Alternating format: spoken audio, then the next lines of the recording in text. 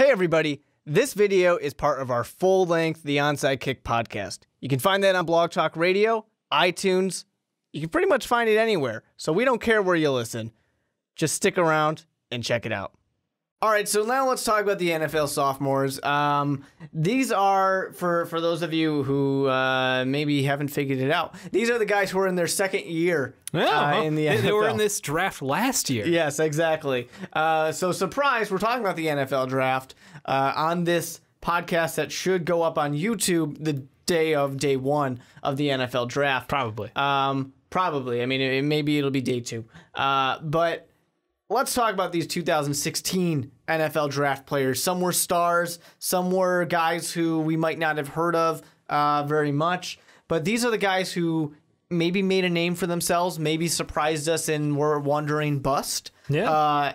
What do we think that these guys are going to be this coming year? The first guy I want to bring up, because he was drafted number 1 overall, because I think he needs to be talked about, that's Jared Goff, because he never got a chance. Yeah, that was kind of surprising to see. I mean, we all knew, like, going into the year, it was, yeah, he needs time to learn. He needs time to learn. He needs time to learn. But, I mean, I'm sorry. When you're a bad football team, the harm versus good that you can do by putting in a young player, I don't know. Yeah, and you know, Carson Wentz was not thought to be that much more ready to play in the NFL either necessarily. I mean, people probably were going to put him a little bit ahead of Goff, but not by miles that it would seem if Carson Wentz plays day 1. Jared Goff has to sit for week upon week behind Case Keenum, which isn't that much better of a quarterback. You know, I do think that Jared Goff has a real opportunity to surprise people this year. Because that Rams team has potential to be pretty good. I mean, they've been a fairly just mediocre team for so long that they just kind of need that little push. Yeah. And getting rid of the Fisher is not a bad way to start that little push going forward. So I would personally, I'm not saying that I'm definitely expecting it to happen, but I think that not Carson Wentz, Jared Goff could surprise a lot of people. Yeah, if he could throw the ball for an average of more than like 5 yards a game, that'd be pretty great. I mean, the big thing is they had such a limited offensive set with him out there. Yeah. And I mean, it was just like little dink and dunk, you know, like seriously, his average passing was 5.31 yards. Yeah. That's almost abysmal. I mean, I've got to have more faith. If you took him number 1, you should have more faith in the guy. Right. Trust him with an offense. I know he's a rookie, but we've seen rookies come in this league and succeed immediately with less than he's had. Yeah. So maybe they need to get a couple of better pieces out there to fit him. And like you said, the coaching change. But I think that, yeah, there's only one direction you can go from here. And I do believe that he will improve in his second year. How dramatically, I think, is going to depend entirely upon how well Lynch does building this team in the draft. Because, like you said, they're not an awful team outright, but they're missing a lot of key pieces.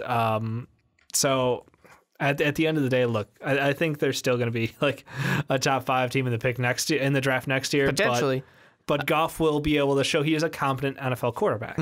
Yeah, and Sean McVay, the new head coach of the Los Angeles Rams, he definitely he's got some work ahead of him to make it happen. But I think that Jared Goff, I don't think it's that unreasonable that he will make it happen. Dave, what's a guy you have some expectations for? Good expectations, bad expectations. Which way you want to go with this one? Let's start with some good expectations. We'll get to the bad expectations in a little bit. Well, let's talk about our homeboy, Jordan Howard. I mean, the kid came out of the 4th round and has been an absolute monster for us.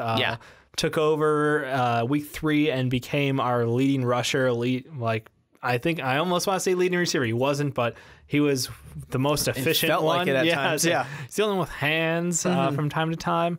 No, I think even though he was number 2 last year to Ezekiel Elliott as far as all-purpose yards, like I think he can continue to improve. I think that him getting to know this offense better and getting to know his offensive linemen, and as the Bears develop and get a quarterback, please Jesus Christ, let us have a quarterback with hands, throw the ball. It only makes it easier on him. It really does. He's not a guy I'm concerned about going backwards because he has all of the right essentials.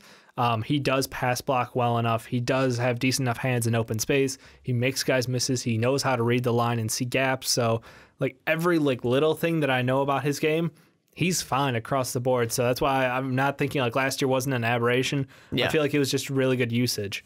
Yeah, and I think that it was a just kind of the right pick at that case. I mean, yes, it was falling back, but he's definitely a guy who it didn't matter.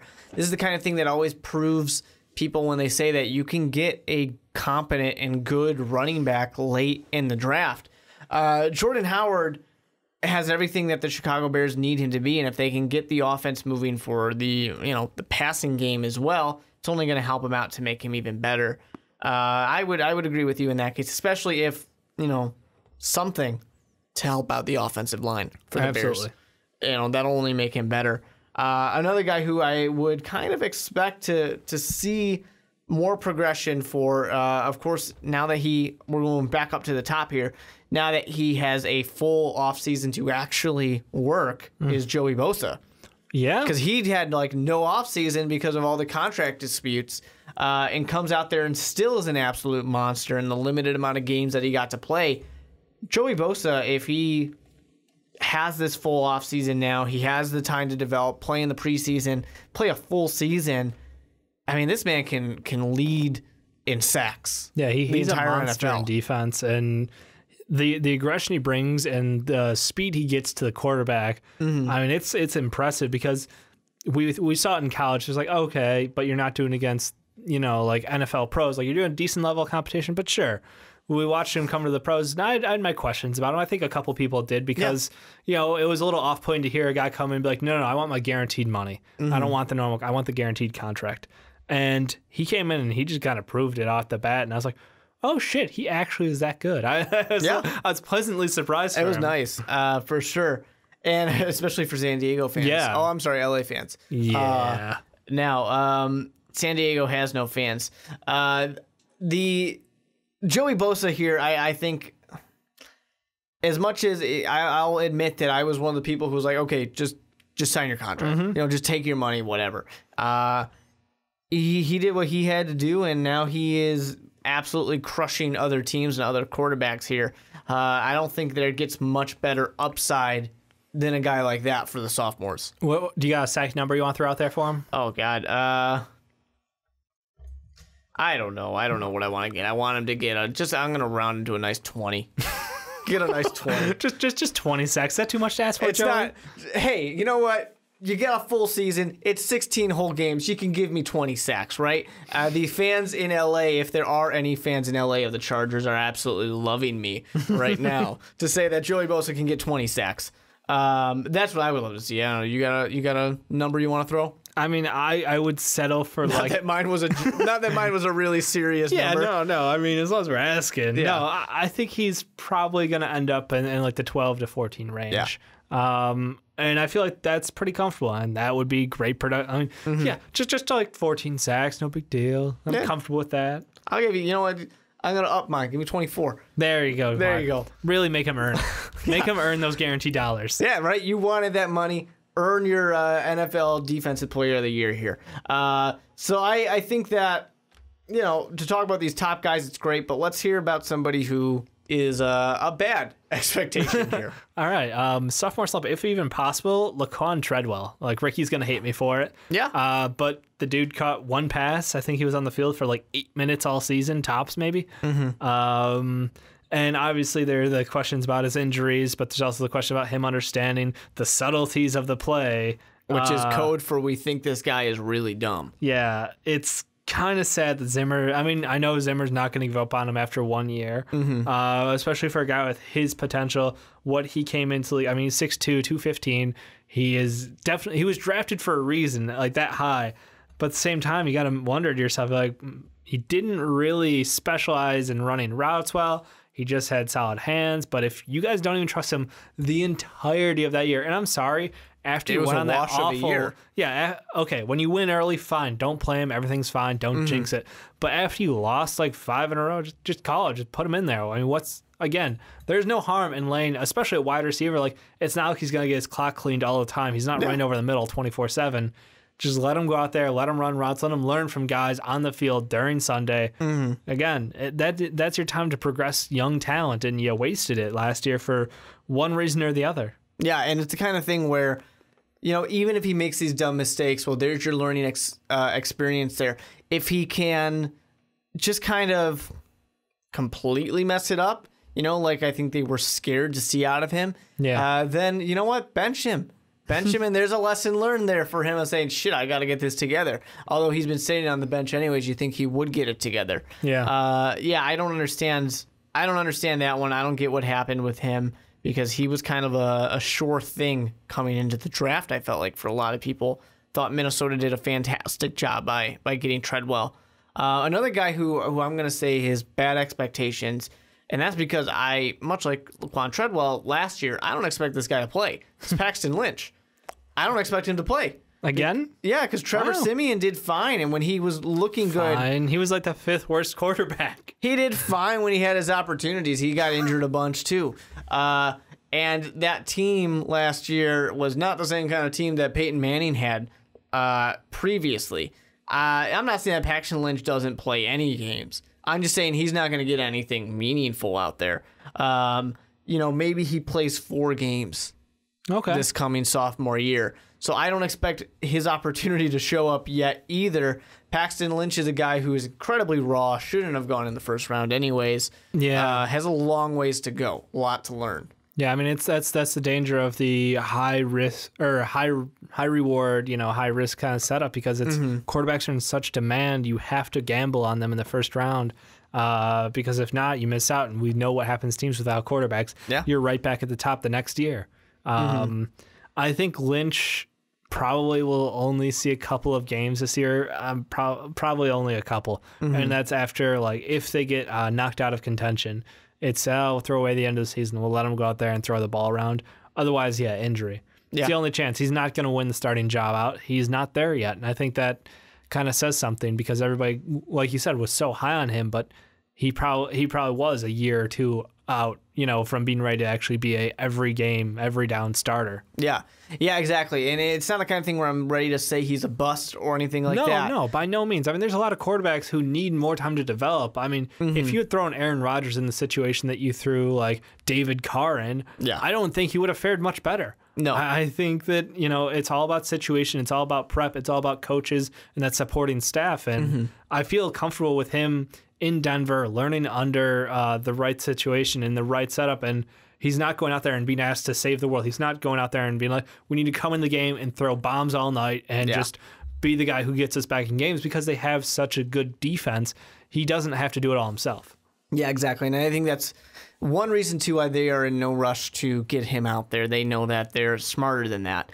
To continue, this is a little bit of a double. I have a question for you here. All right. So, Dave, do you think that the combo of sophomore now, Dak Prescott, and, of course, Ezekiel Elliott, do we get the same level of production out of them? Is that even possible? I don't think that's possible. And it's no knock on either of these guys because they're both super talented. But what happened last year was an anomaly. It was great and, enjoy it, Dallas fans, because that was the perfect culmination. I'm sorry it didn't work out for you in the Super Bowl, but what you got to watch was the future of your franchise for the next decade, and that's awesome. But production-wise, I just don't think it's feasible to say that you're going to outdo yourselves again. I think there will be a little bit of a sophomore slump. I think that teams know how they need to play around Ezekiel Elliott to start to contain him. I think that Dak Prescott, people took him for granted and didn't give him the respect he was due, and that led to a lot of opportunities for him, or it's him making the smart throw. Either way, the Cowboys definitely benefited from it, but I think that both of them are going to fall off. They're not going to win. I think maybe they're a 10-win team, maybe 11 tops. They're not going to be the same monster they were last year when no one had tape on them. Yeah, that's a big part of it is the tape, and people kind of... It wasn't as simple as, all right, let's just stack the box on Ezekiel Elliott because you have this other rookie that you don't have that tape on who's going to be able to throw the ball on you and who's going to make smart decisions. He was not a guy to make those rookie mistakes, especially early on. So you had that advantage, and I think now teams are going to start to figure that out. And the the Cowboys, they kind of need to really, I would say, improve the defense. I mean, as dumb as that might sound, it's kind of the obvious thing. But that defense needs to get going better than it is now, too. Because if you have a great defense in Dallas paired up with this offense that you have, which can control the clock, which can pound the ball, which can make the smart decisions. And yes, people want to criticize a dink and a dunk offense, but you can win a Super Bowl with that. Ask Peyton Manning. You can win a Super Bowl with that. That is a great setup to do it, and it's a great setup to where you can ride these guys for years going forward, especially before you have to really make your big payments to a guy like Dak Prescott, which is going to happen. The money's coming. Yeah, that's going to happen in like 3 years. So, yeah, I mean, I don't expect anything like we saw with they weren't that far off from a perfect run. If only those damn New York Giants weren't there. Yeah. But I definitely think we'll expect good things out of them. They're certainly a playoff team, probably win that division. Although the New York Giants, once again, this year, look tough. They look scary. I mean, they're always going to be competitive. The thing that's sad kind of for the Cowboys, like you said about their defense, is they took a run on Jalen Smith, and at this point it looks like he's probably not going to be playing in the NFL. I mean, it's really a sad story because he went out in that bowl game, right? I think it was the bowl game that he decided to play in and injured and then just done. And they came out, okay, now he can sort of lift his toes. Yeah, that was today.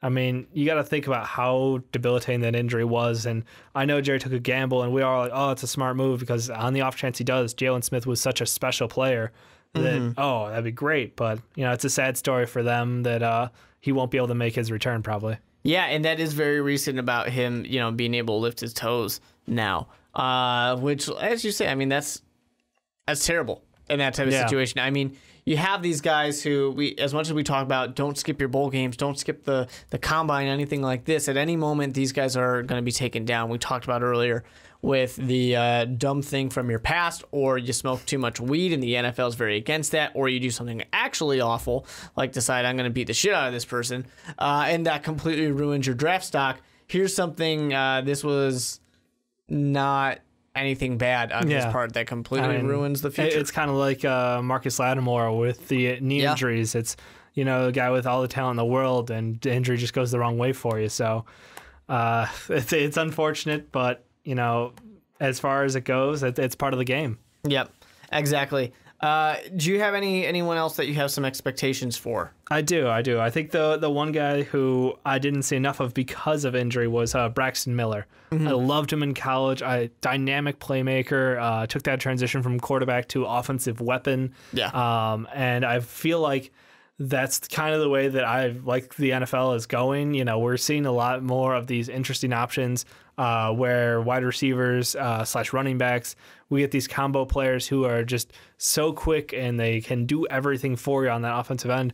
And I think that had he not had that shoulder injury to put him on the IR, I really liked him and I liked his position. I think him in Texas works fantastic. I think this year is definitely going to be like a total comeback year, and he's going to knock it out of the park.